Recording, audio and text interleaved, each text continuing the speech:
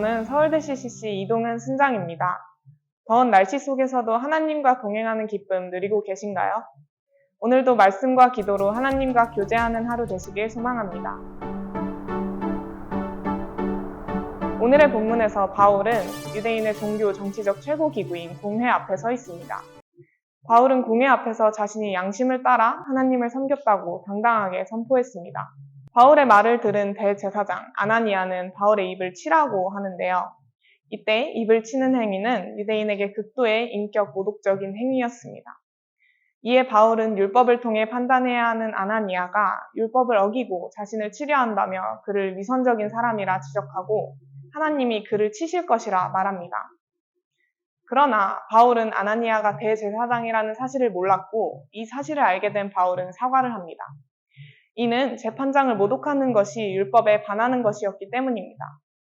이어지는 공의회에서 사두개인과 바리새인의 갈등이 발생합니다. 사두개인 무리와 바리새인 무리는 극명한 대조를 이룹니다. 사두개인들은 대사장들을 포함한 엘리트 집단으로 부활과 천사와 마귀의 존재 등 영적인 세계를 부인했습니다. 한편 바리새인들은 부활과 천사와 마귀의 존재에 대해 가르치며 엄격한 율법 준수를 강조하는 사람들이었습니다. 바울은 이 두 집단들에 대해 잘 알고 있었고 자신이 바리새파 출신임을 밝힙니다.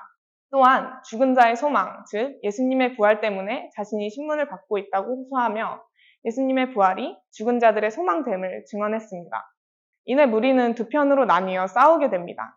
큰 분쟁이 일어나자 천부장은 바울이 다칠까 염려하여 바울이 영내로 들어가게 합니다.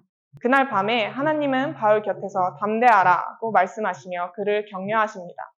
그리고 그가 가고 싶어 했던 로마에서도 주님의 일을 증언해야 할 것임을 알려주십니다. 저는 오늘 본문을 읽으며 바울의 믿음과 바리새인, 사두개인의 믿음의 차이에 주목했습니다.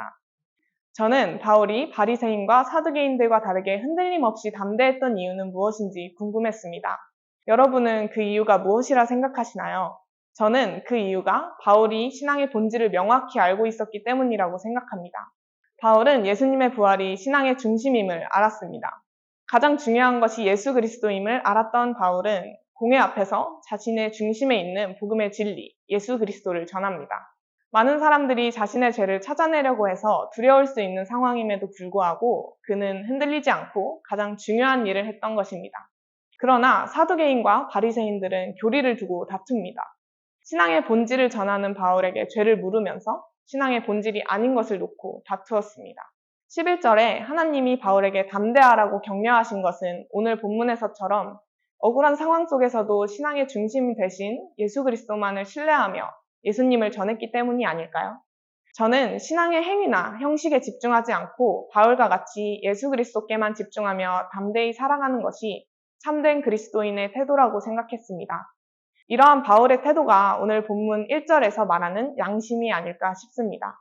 오늘 말씀을 통해 저는 제 신앙생활에서의 양심을 돌아보았습니다. 저는 성실한 크리스천의 이상향을 두고 그 모습이 되기를 바라는 마음이 있었습니다.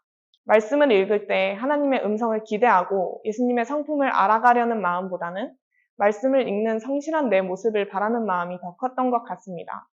또 예배를 통해 주님과 교제하기를 바라기보다는 예배에 잘 참석하는 성실한 내 모습을 바라는 마음이 더 컸던 것 같습니다. 지금까지 완전하게 선한 양심을 가지고 살지는 못했지만 앞으로는 제가 예수님만을 바라보며 살아가기 원합니다.